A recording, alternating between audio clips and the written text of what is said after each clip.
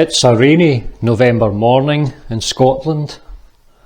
I think it's time for another book review. So today we're going to get through the daddy of them all. I'm talking about none other than the Princeton's Companion to Mathematics. It's a very large book, over 1,000 pages, so we won't be able to get into it in lots of detail, but I hope to give you a flavour of what this book is all about and what I think of it. So let's crack on and let's review the Princeton's Companion to Mathematics. Now, if there is any one book I have on my bookshelf that just makes me feel good, then it has to be the Princeton's Companion to Mathematics. I don't pick it up every day. It might sit on the shelf for several months at a time, and then I'll pick it out and go through maybe a section or two that I'm interested in, or if I want to look something up. Of course, I can use the internet, but I also have an option to go in and have a look and see what's written within this book. So the way I think about this book is everything that we have here you could pretty much find on the internet if you looked long and hard.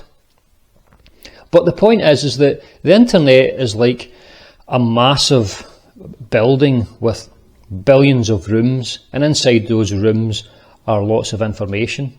And you need a map in order to work your way round about the internet. So I like to kind of think about this as a large map of mathematics. And this tells me where I should go to find out the next bit of information. So it really tells me what door I should open and which door I should just walk past. So that's the way I think about this book.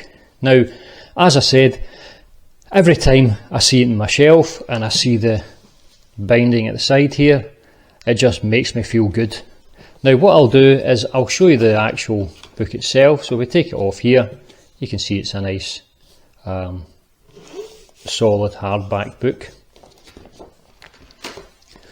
Now what I'll do is I'll go through and we'll actually read the first little paragraph here. Okay, so this will give you just a little flavour. I'm not sure if you can see it, so I will just read it anyway. This is a one-of-a-kind reference for anyone with a serious interest in mathematics, edited by Timothy Gowers, a recipient of the Fields Medal. It presents nearly 200 entries written especially for this book by some of the world's leading mathematicians that introduce basic mathematical tools and vocabulary, trace the development of modern mathematics, explain essential terms and concepts, examine core ideas in major areas of mathematics, describe the achievements of scores of famous mathematicians, explore the impact of mathematics on other disciplines such as biology, finance and music, and much, much more. And let me tell you, there is much, much more. It's just an absolute joy, this book. It is fantastic. If you've got any kind of interest in mathematics, this is the book you want to have on your shelf. Now what I'll do is I'll take the cover here off, just so it doesn't get in the way, and we'll start by looking at the contents.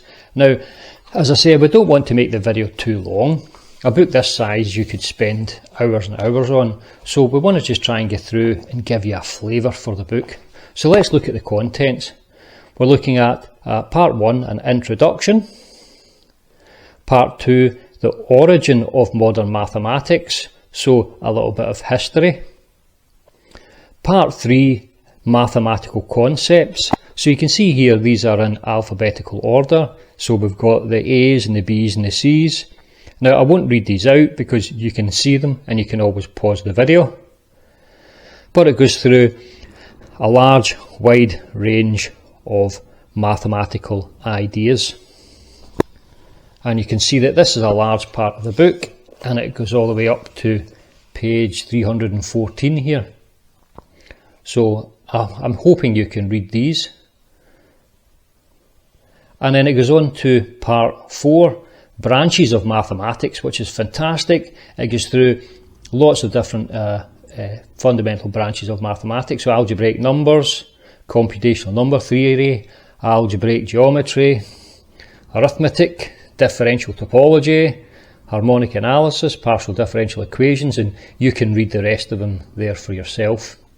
And then there's another section here on theories and problems. So these are famous mathematical problems and theories. Some of them have been solved and some unsolved. And the next section goes on to look at famous mathematicians. So again, this, if you like, it gives some historical context to the mathematics, and you'll find all of the most famous historical mathematical figures there.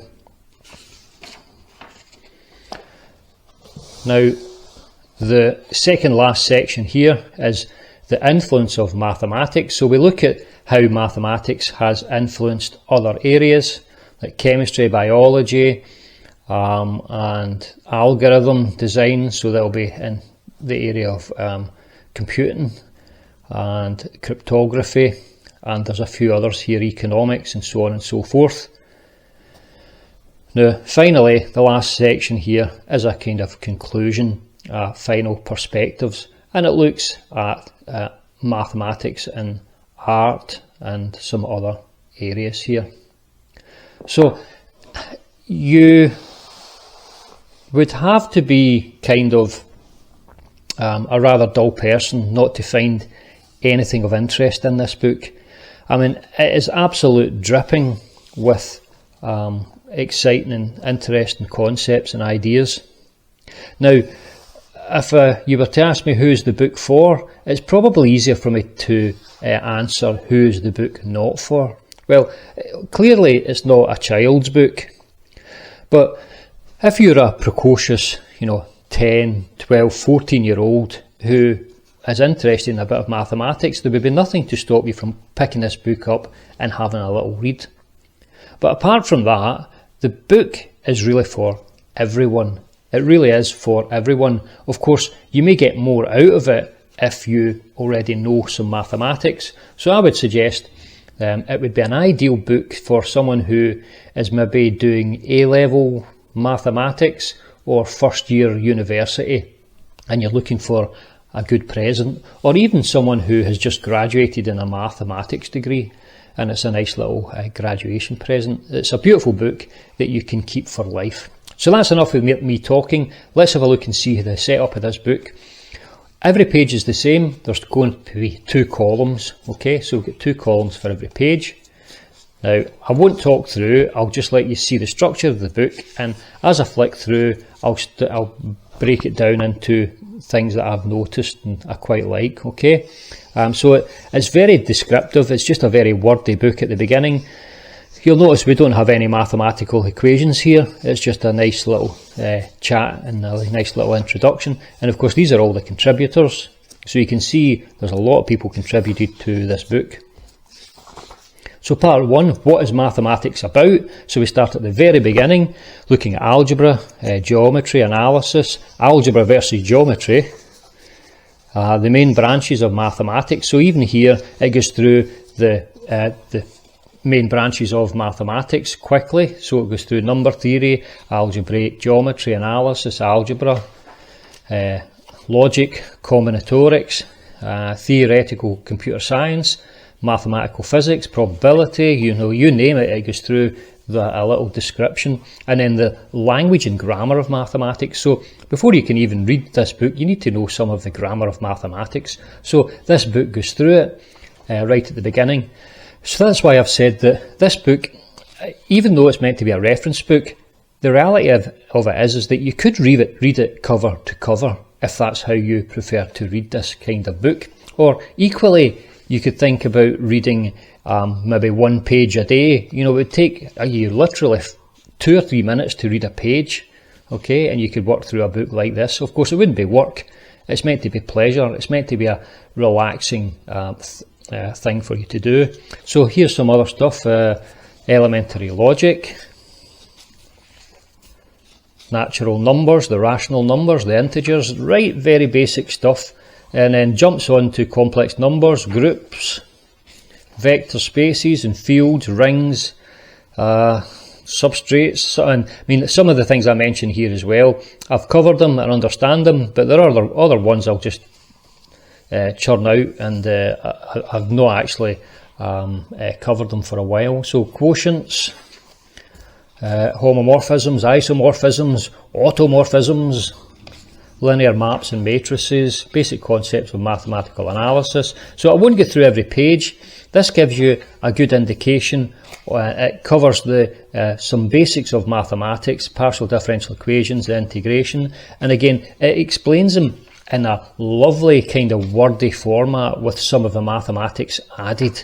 You know, what is geometry, topology, spherical geometry, hyperbolic geometry, Lorentz geometry, all sorts of geometry, manifolds and differential geometry, Riemann metrics, the goal of mathematical research, polynomial equations, differential equations. So there is a vast amount of reading and understanding that you can get from this book. So that's me covered maybe about 50 pages. We've got 950 pages to go. So this small section that we've looked at so far, about 70 pages, is worth a book in itself. Okay, so now I don't want to labour too long, so we've got the general, that was chapter 1, the general goals of mathematical research, okay, and that comes to an end at this page here. So that's a general kind of introduction, okay, and on to chapter 2, the origins of modern mathematics. So a little bit of the history and of mathematics and how we got to where we are today. Lengths are not numbers, decimal place value. What people want is a number. Number systems, the Greek formulation. So it goes all the way back from Greek times and it works its way forward. And there's the Western revival and interest. And of course the Arabic and Islamic commentators. Bolyai and Lobachevsky, acceptance, nonlinear geometry. So again, I don't want to just mention all of these. You can see for yourself the development of abstract algebra. So hopefully you'll see some stuff here as I talk through that will be of interest to you. Okay, modern algebra. And again, there's lots of diagrams as well added in where they're needed, but they haven't just added diagrams in randomly. They are there for a reason, so they haven't overdone it. And there's, you know, Turing machines, iteration versus recursion, you know, if you're interested in computer programming, modern aspects of algorithms, development rigour in mathematical analysis. There is so much. There's a section on Euler, the Weierstrass in his school, and introduction to polarity, the development of the idea of proof. 17th century mathematics, 19th century mathematics, the crisis of the crisis in the foundation of mathematics. Hilbert's program. So that's the second section covered. Okay. So let's move on to section 3. And again, I don't want to go through too much of this in detail. I'll just flick through and we can see random pages and we can see what's in it. Okay. Well, there's straight away my favourite topic, the calculus of variations. Let's see, we'll pop through over a few pages. Differential forms and integration, determinants, distributions, and written by Terence Tao. Yeah, dynamical systems and chaos, elliptic curves. Yeah, good. Expanders, I don't know what that is. the logarithmic function, the fast Fourier transform, of course, and the Fourier transform, functional spaces, the heat equation. Alright, again, these are in alphabetical order, so I'll keep flicking through. Linear operators and their properties, measures, metric spaces, optimization and Lagrange multipliers, permutation groups, probability spaces. We're in at quantum computation now. Quantum groups, quaternions, Ricci flows. Now I'll just flick through to the end of this section here because you get the idea. You can see that when it's required it does have the mathematics, but when it isn't required they keep it as wordy and descriptive as possible. Okay, so that's the end of that section there, and you can see it's ending with wavelets, and then we're on to the branches of mathematics. So again, we're going to go through lots of different branches of mathematics here. Now what I'll do is I'll get to the end, and this is a large section. So the end of this, that's about what's about 300 pages long, this section. Okay, so you can see here that we've got algebraic numbers. We're into it's a large section of algebraic numbers, rings and fields, analytic number theory, computational number theory, algebraic geometry, and algebraic topology. And again, nice drawings and nice diagrams here. Differential topology, modular spaces, representation theory. So again, if you look at the beginning of the contents, you'll see everything that is in here. You'll see in the contents. So that gives you an indication. If I flick through this here, it gives you an indication of the look of the book and the feel of the book. There is so much here, stuff on some fractals as well, and the Mandelbrot set there as well. It is absolutely dripping with information. It's beautifully put together, and you could open it up at any page and just start reading, or you can go to the beginning, as I said, and read from the beginning all the way through a page at a time. Okay, so that's that section there. It's a large section on all of the branches of mathematics. So the next section here, if I can find the beginning page, section 5, so it must be on this page here.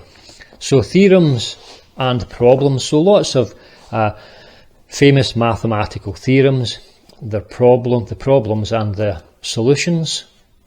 So I'll get to the end of this section here. So this is a smaller section. Okay, so again it goes through lots of famous problems, the Dirichlet theorem, 6-point theorems, the 4-colour theorem, Gödel's theorem, independence of continuum hypothesis, the insolubility of the halting problem, or the Entschuldigung problem, Mostov's theorem, prime number theorem, and the Riemann hypothesis. So there's an awful lot here as well on some famous mathematical problems, and then we go on to the famous mathematicians, and we work through a whole list of the famous mathematicians here and a little write-up on each of them. So again, really a kind of historical look at mathematics, and it helps to put the mathematics into some kind of historical context, and it just makes it a lot more readable, and it makes the mathematics, for me, it makes it a lot more human. I think that you really can't get enough of history of mathematics in order to cement your understanding. So there's a whole load of in this section, and the next section, the influence of mathematics. So we look at mathematics in different fields. So for example, it's starting off with chemistry there, and it looks to see how mathematics is used within chemistry. Wavelets, so this would be in signal processing, wavelet transforms, traffic networks, algorithm design, and reliable transmission of information as well, cryptography, economics, economic research, mathematics of money, statistics, medical statistics, so a large volume of different areas, and obviously that mathematics is applied to.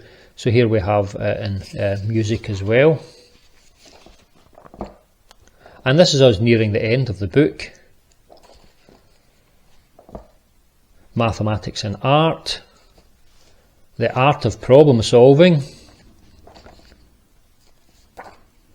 and final perspective. So in effect a conclusion to the book, and a look at other areas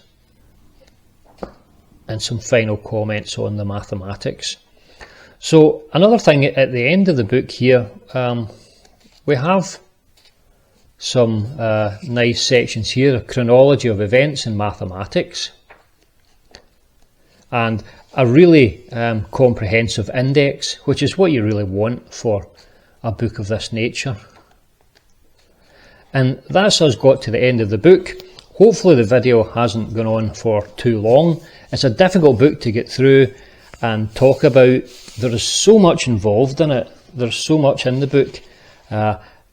If you are looking to spend a little bit of money and you're looking for a book that you can have for the rest of your life, and it's just a joy, then this is a book that you want to buy.